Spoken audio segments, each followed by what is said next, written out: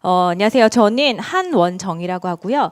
저는 사교육 걱정 없는 세상의 백인 강사로도 함께 활동을 하고 있지만 사실 제가 주로 하고 있는 일은 아이들에게 학습과 진로에 대한 컨설팅을 하고 있는 한 교육회사의 교육 컨설턴트예요. 이제 사교육 걱정 없는 세상을 만나게 된 것은 이 교육 컨설팅이라는 일을 하면서 저는 그때 시작 단계에서는 아이가 없었거든요. 그래서 아이들을 보면서 생각한 것만큼 부모님이 이제 돈을 들인 것만큼 아이들이 놀랍게 변하지 않습니다. 이러한 사교육 업체에 있었지만 나는 돈을 받았지만 아이들은 변하지 않고 이러한 것들이 왜 이러한 일들이 일어나는 거에 대해서 고민하고 이제 이런 것들을 좀 풀어가는 것들에 대해서 생각해 보다가 사교육 걱정 없는 세상에서 하는 강의를 듣게 되었고요. 이거다라는 생각이 있어서 제가 후원자로 일을 시작하게 되었고 이 2년이 되어서 지금 현재 백인 강사로도 함께 활동하고 있습니다. 제가 오늘 이제 여러분들과 함께할 이야기는 진로에 강한 이야기인데요. 제가 올 한 해 굉장히 바빴습니다. 제가 이제 컨설턴트로 일하면서 올해처럼 바빴던 기억이 별로 없는데 그동안은 일이 그렇게 많지 않았거든요. 근데 올해 굉장히 바빴던 거는요. 자유학기 제가 시작되고 자유학년제로 넘어가면서 저희 회사가 엄청 바빠지게 되었습니다. 그래서 뭐냐면 기존의 아름아름 사교육으로 이렇게 시작했던 분들이요. 이제는 공교육에서도 이걸 원하게 되고요. 이제는 지방의 시에서도 이제는 이런 저희 단체, 저희 교육 회사를 불러서 이런 교육을 해줬으면 좋겠어요. 학년제에 맞는 이런 것들을 좀 해줬으면 좋겠습니다. 라는 요청이 많아서요. 제가 올 한 해 초, 중, 고 를 다 다녔고요. 전국에 있는. 그리고 이제 아름아름 학부모님들 만나고 또 이러한 초중고 친구들을 거의 매일 만나는데 놀라운 건 똑같은 친구들을 만나는 게 아니라 매번 바뀌는 그런 그 상황에 놓여 있게 되었어요. 그래서 하루는 전라도 지역을 갔다가 월요일 날은 화요일 날은 경상도 지역을 갔다가 수원 지역을 가게 됐다가 이렇게 다양한 학년 그 다음에 나이 이런 친구들을 만나게 되면서 이제 이 친구들이 진로나 이런 것들이 왜 이렇게 필요한지에 대해서 인식했던 것들을 함께 들어보고 함께 수업했던 것들에 대해서 한번 이야기해 보도록 하겠습니다. 자, 진로에 대한 교육이 중요한 것 중에 하나는요. 사실은 중학교 때 자유학년제 학기제도 있지만요. 더 중요한 건 고등학교 때요. 학생부 종합전형이라는 것이 들어가게 되면서 진로를 미리 탐색하고 진로에 대한 설계를 한 친구들을 이제는 대학에서도 원하고요. 더불어서는 직장에서도 이러한 자기의 성찰이 잘 된 친구들을 이제 바로바로 뽑는 그러한 시스템으로 변했어요. 그래서 여기 보면 학생부 종합 전형은 고교 생활의 충실성에 대해서 물어보는 거긴 하지만 교과 성적도 학과나 진로의 특성에 맞는 교과 성적, 또 학과나 진로의 특성에 맞는 역량과 인성을 가진 사람, 또 이러한 학과 진로의 특성에 맞는 비교과 활동을 하는 사람에 대해서 대학도 이제는 그러한 인재들을 뽑겠다 이런 생각을 갖고 있기 때문에 아이들도 그렇고 부모님들도 그렇고 진로에 대한 생각들이 굉장히 많아지셨습니다. 제가 이제 진로 수업을 하면서 올해 딱 생각이 나는 3명의 친구가 있는데요. 첫 번째는 이제 초등학교 친구였어요. 근데 그 친구는 저희가 이제 검사를 미리 하고 너가 맞는 너는 이러한 유형의 사람이고 너는 이러한 거 직업을 하면 좋을 것 같아라는 것들을 미리 나눠주는 게 있는데 그 검사지를 받기 전에 엄청 불안해하는 거예요. 선생님. 제가 원하는 거 나와야 돼요. 선생님, 저는 이런 걸 원해요. 그래서 이거 안 나오면 어떡하죠? 라고 계속 그러는 거예요. 그래서 너가 원하는 직업이 뭐야? 이랬더니 남학생이었는데요. 5학년 남학생이었는데요. 저는요, 보험 설계사가 되고 싶어요. 딱 이러는 거예요. 5학년, 초등학교 5학년 친구인데 보험 설계사는 또 제가 처음 들어보거든요. 그래서 굉장히 구체적이다. 왜 보험 설계사를 하고 싶니? 라고 물어봤더니 저희 엄마가 보험 설계사 일을 하고 계신데 저는 대한민국에서 정말 유명한 모자 보험 설계사가 되고 싶어요. 이러는 거예요.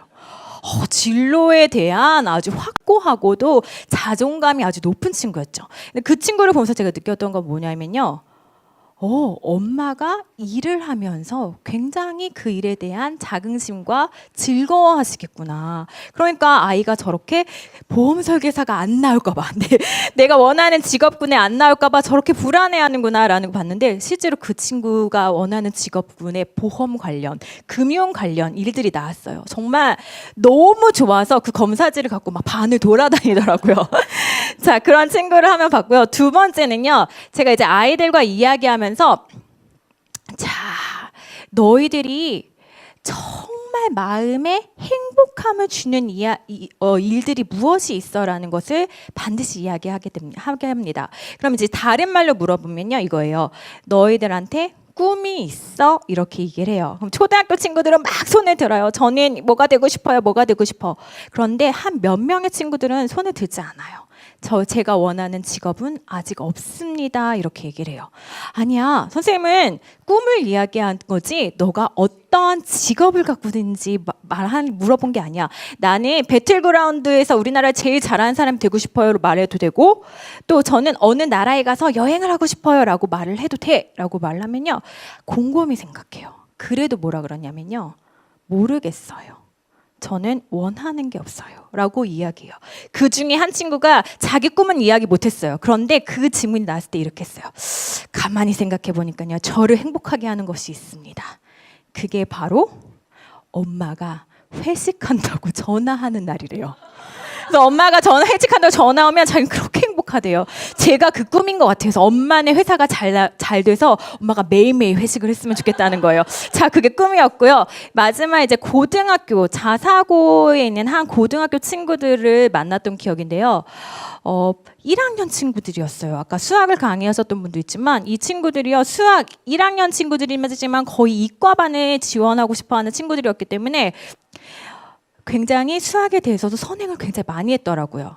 그런데 이 친구들은 되게 현실적이죠. 왜냐면 학생부 종합전형이 바로 자기한테 닥친 현실이니까 라고 했을 때, 너가 어떠한 인생을 살고 싶었냐고 친구들한테 물어봤을 때요, 3분의 2의 친구들이 모두 무엇이라고 말했냐면요, 회사원이라고 말했습니다. 이게 자사고에 있는 한 남고 1학년의 모습이에요. 제가 3학년도 아닙니다. 3학년들이 회사원 혹은 대학 입학, 이건 너무 좀 당연한, 그러니까 맞닥뜨린 현실이니까 그럴 수 있는데 1학년 입학을 앞둔 친구들에게 수업을 했을 때 그 친구들의 3분의 2 이상이 그냥 회사원이라고 이야기했습니다.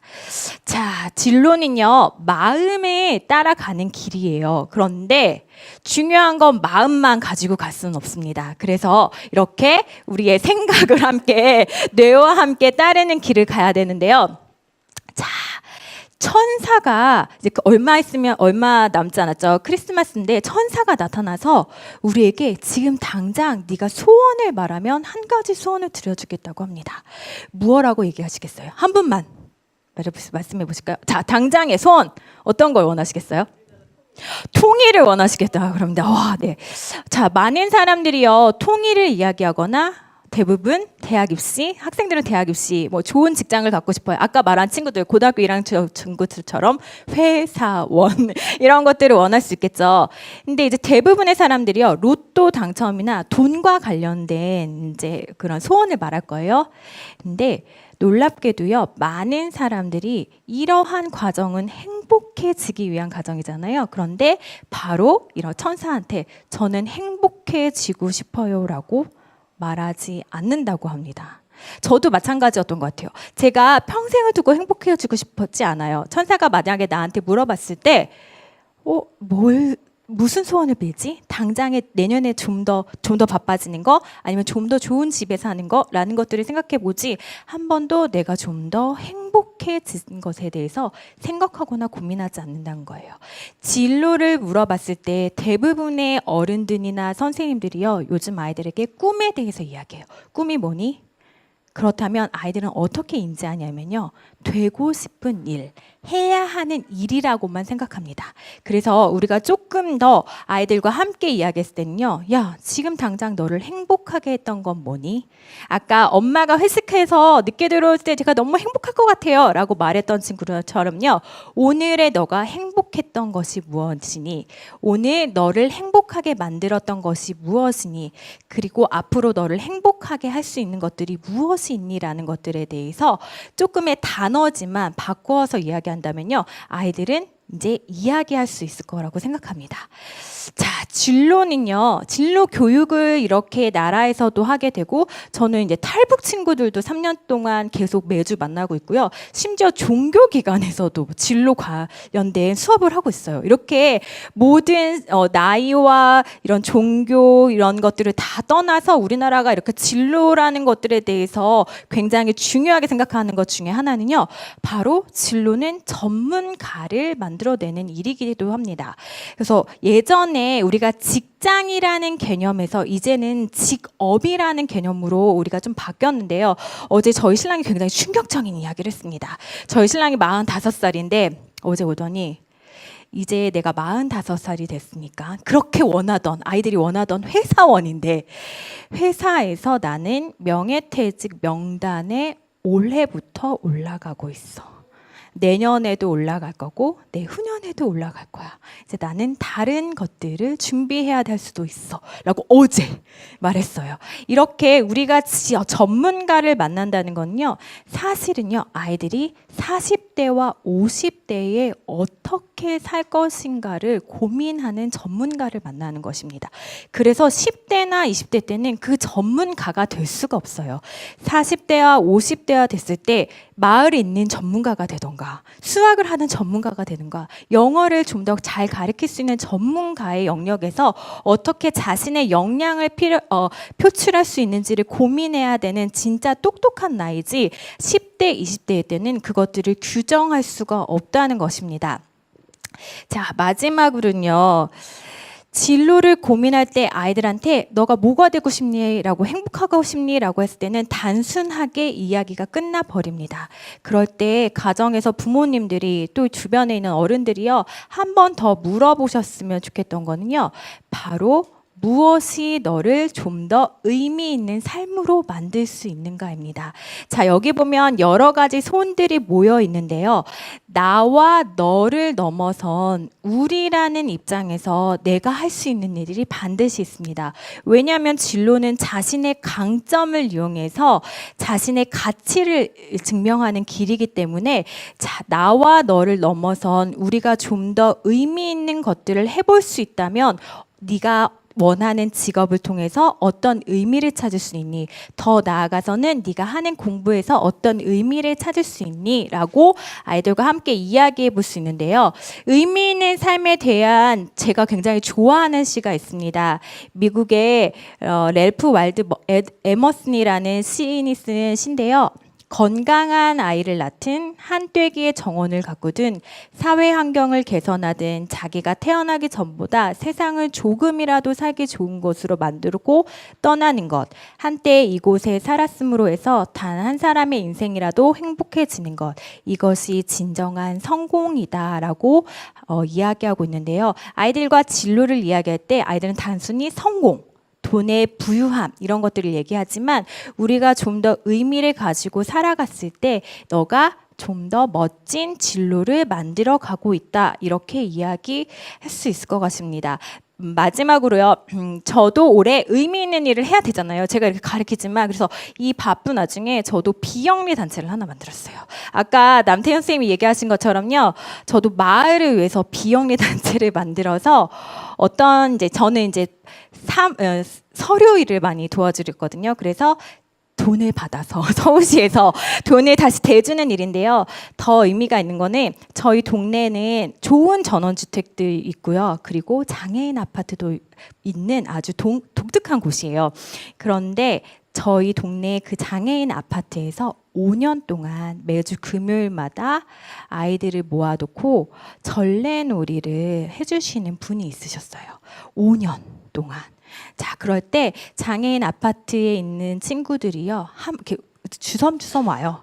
뭐가 열리나 처음에는 잘 이렇게 경계심을 갖고 오거든요. 그런데 그 친구들이 마음을 열기 시작한 건 놀기 시작하면서였어요. 그 엄마들이 만들어 놓은 마을 놀이터에서 자 그런 곳을 좀 후원하고 제가 또 다른 마을에 있는 사람들을 위해서 일할 수 있는 것들에 대해서 제가 용기를 내어서 도전한 거예요. 그건 제가 40이 넘었기 때문에 가능했던 일인 것 같습니다. 그래서 의미 있는 삶에 대해서 올 한 해 무슨 일이 있었는지 오늘 집에 돌아가셔서 아이들과 한번 이야기해 주셨으면 좋겠고 이렇게 열심히 살아온 아이들 또 한 해 동안 또 열심히 아이들을 키워오신 우리 모두에게 응원의 박수를 드리면서 이때 마치도록 하겠습니다. 감사합니다.